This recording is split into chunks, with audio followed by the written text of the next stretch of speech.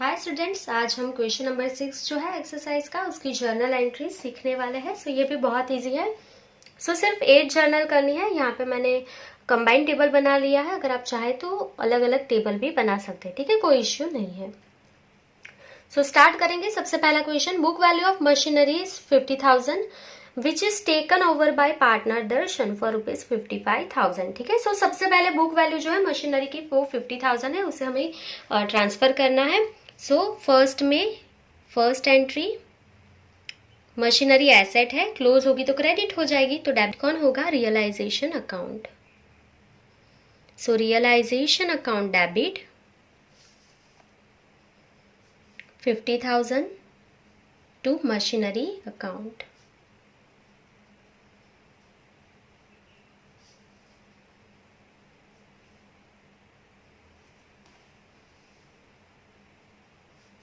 $50,000 being machinery account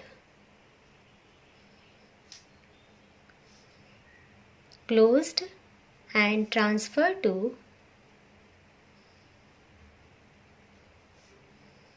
realisation account. Clear?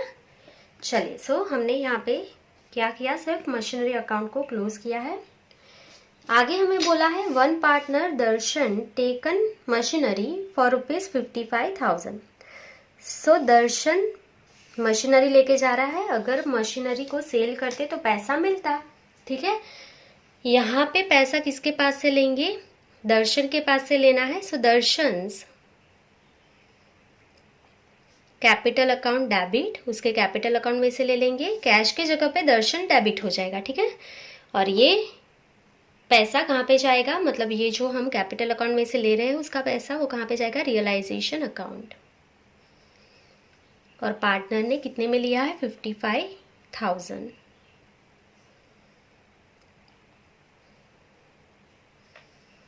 Being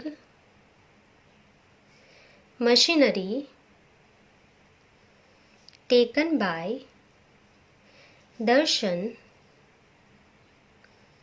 for ₹55,000। That's it। यहाँ पे जो second journal है वो भी हमारी कंप्लीट हो गई है, ठीक है। चलिए, अभी हम सेकेंड क्वेश्चन देखेंगे। Partner Bimal has accepted to pay bills payable of ₹15,000। देखो, बिल्स पेएबल 15,000 है, उसको पहले क्लोज करना पड़ेगा, ठीक है।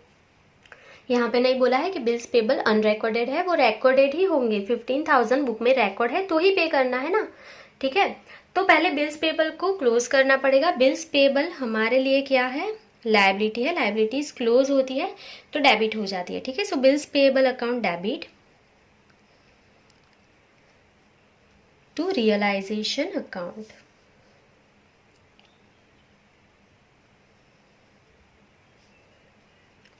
और अमाउंट कितनी है यहाँ पे? 15,000। Being bills payable account closed and transfer to realisation account. Clear?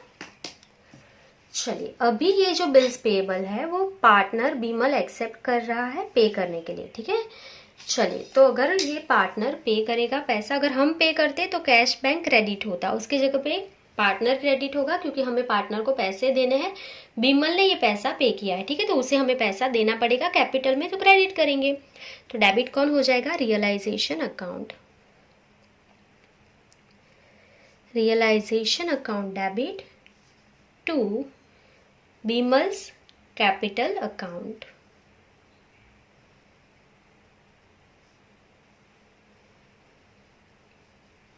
Amount कितनी पे करेगा Bimal? 15,000। Being Bimal has accepted bills payable of ₹15,000। Clear. Bimal pay कर देगा 15,000 रुपीज। चलिए, सो ये थर्ड वन जर्नल हमारे, सॉरी सेकेंड वन जर्नल जो थी वो कंप्लीट हो गई है। थर्ड वन देखेंगे। Past bad debts was written off ₹11,000 out of which ₹6,000 are recovered. तो आपको पता है कि जो आपने पास्ट में रिटर्न ऑफ की थी 11,000, उसकी कभी भी एंट्री नहीं होती है क्योंकि वो ऑलरेडी रिटर्न ऑफ हो गई है। आप अगेन उसको रिटर्न ऑफ नहीं कर सकते। उसमें से डिसॉल्यूशन के टाइम पे आपको 6,000 मिल रहा है, ठीक है, पैसा मिल रहा है 6,000, तो उसी की एक ही जर्नल होगी यहाँ पे। सो पैसा अगर मिल रहा है तो कैश और बैंक अकाउंट डेबिट, कैश और बैंक अकाउंट डेबिट टू, ये पैसा कहाँ पे चला जाएगा? Realisation account.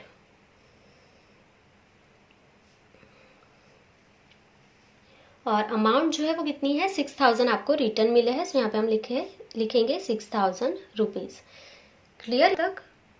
और बीइंग क्या लिखेंगे यहाँ पे? Being amount received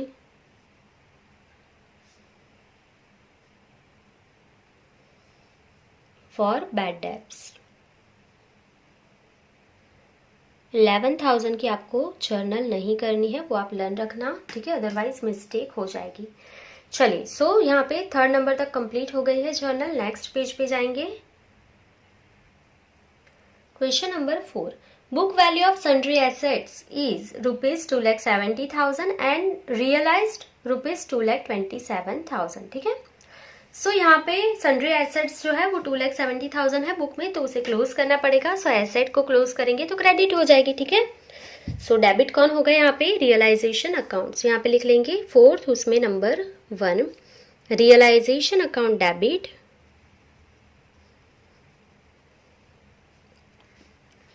realisation account debit to sundry assets account.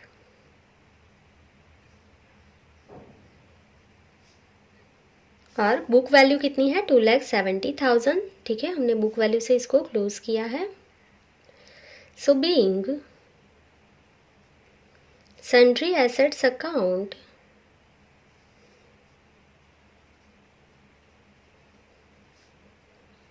are closed and transferred to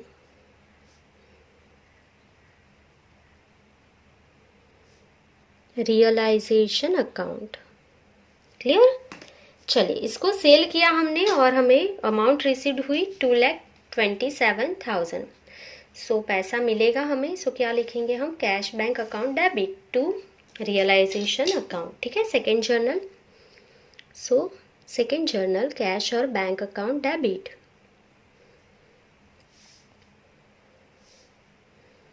to realisation account. Amount कितनी रिसीव हुई हमें? 2,27,000। Being amount realised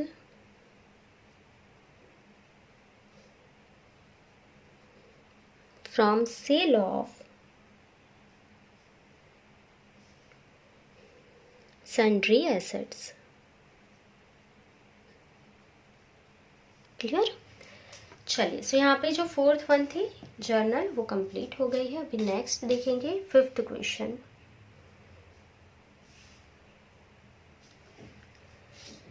sundry creditors ₹60,000 paid at 20% discount, ठीक है। सो सबसे पहले क्रेडिटर्स है, सन्ड्री क्रेडिटर्स 60,000, ठीक है। सो क्रेडिटर जो होते हैं वो हमारी लायबिलिटी होती है, उसकी क्रेडिट बैलेंस होती है, उसे क्लोज करेंगे तो डेबिट हो जाएंगे। सो नंबर 5, उसमें first sundry creditors account debit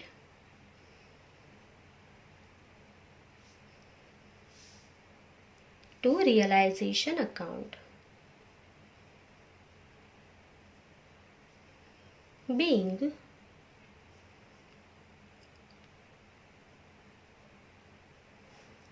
sundry creditors account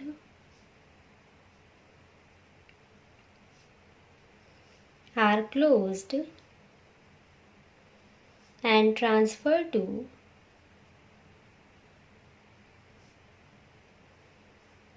realization account।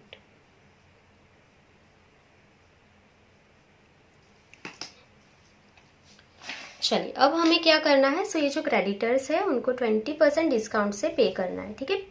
Payment करना है तो कैश बैंक क्रेडिट होगा, पैसा जाएगा तो कैश बैंक क्रेडिट होगा, तो डेबिट कौन होगा, obviously realization account. So realization account debit to cash और बैंक अकाउंट।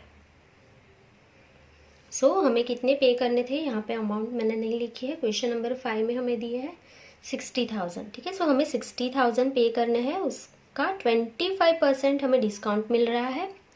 सो 60,000 में हम 25% कम पे करेंगे, तो 60,000 minus 25%।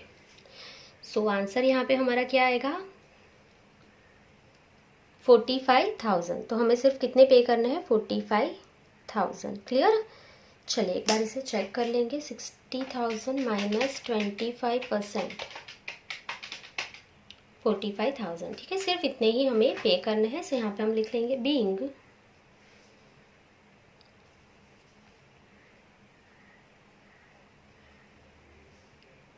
Amount of creditor is paid at 20% discount,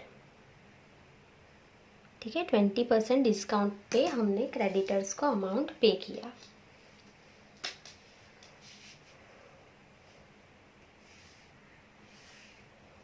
next number 6, unrecorded tax paid ₹5,000, ठीक है। ये अनरिकॉर्डेड है तो आपको क्लोज नहीं करना है, टैक्स पे करना है तो कैश बैंक क्रेडिट होगा, तो डेबिट कौन, realisation account. So realization account debit, एक ही एंट्री होगी यहाँ पे, ठीक है। सिर्फ हमें पे कर देना है, वो अनरिकॉर्डेड है तो क्लोज नहीं होगा, ठीक है। चलिए सो 5,000 पे करने हैं आपको टैक्स के, सो यहाँ पे लिख लेंगे 5,000 being unrecorded tax is paid, that's it, clear। सो ये क्वेश्चन नंबर 6 कंप्लीट हो गया है। अभी नेक्स्ट पेज पे जाएंगे, question number 7, dissolution expense paid ₹5,000, ठीक है। डिसॉल्यूशन का एक्सपेंस पे करेंगे तो पैसा जाएगा, एक ही एंट्री होगी, कैश बैंक क्रेडिट होगा, तो डेबिट कौन, realisation account. Realisation account debit, कितने पे करने हैं हमें, 5,000 टू कैश और bank account, 5,000 being dissolution expense is paid, clear. So ये जो 7th क्वेश्चन था हमारा वो कंप्लीट हो गया है। लास्ट क्वेश्चन देखेंगे, question number 8, goodwill is not disclosed in the books but ₹20,000 realized from sale of it at the time of dissolution, ठीक है। हमें क्या बोला है कि गुडविल जो है वो बुक में नहीं है, तो पहली एंट्री नहीं होगी उसको क्लोज करने की, क्योंकि बुक में तो है नहीं। पर जब डिसॉल्यूशन हुआ तो जब आप गुडविल जो है उसके पैसे आपको मिले हैं 20,000, ठीक है। तो पैसे मिलेंगे तो एक ही जर्नल होगी, पैसा आएगा तो कैश और बैंक अकाउंट डेबिट, कैश और बैंक अकाउंट डेबिट, और ये पैसा कहाँ जाएगा आपका, रियलाइजेशन अकाउंट में। सो अमाउंट आपको यहाँ पे कितनी मिली है, 20,000 being amount realized from unrecorded goodwill, ठीक है। गुडविल रिकॉर्ड नहीं की थी बुक में, पर आपको जो है उसकी अमाउंट मिली है 20,000, ठीक है, eight the time of dissolution. अभी आप इसको यहाँ पे पूरी लाइन ड्रॉ कर लेंगे और ये क्लोज कर देंगे, ठीक है। चलिए सो यहाँ पे आपका क्वेश्चन नंबर 6 जो था वो कंप्लीट हो गया है। आई होप कि आपको पूरी एक्सरसाइज समझ में आ गई है और हमने यहाँ तक ऑलमोस्ट सारी जर्नल सीख ली है, पर ये ऐसा नहीं है कि आपको इसी में से बोर्ड एग्जामिनेशन में आएगा, कुछ टॉपिक्स और भी बाकी है। सो मैं ट्राई करूँगी कि नेक्स्ट वीडियो में पूरा कंप्लीट करवा दूँ ये लेसन, एक ही वीडियो में सारा जितना भी कुछ बाकी है 3 मार्क्स के लिए, वो मैं ट्राई करूँगी नेक्स्ट वीडियो में कंप्लीट हो जाए, ठीक है। चलिए, सो आज के लिए बस इतना ही। Thank you for watching.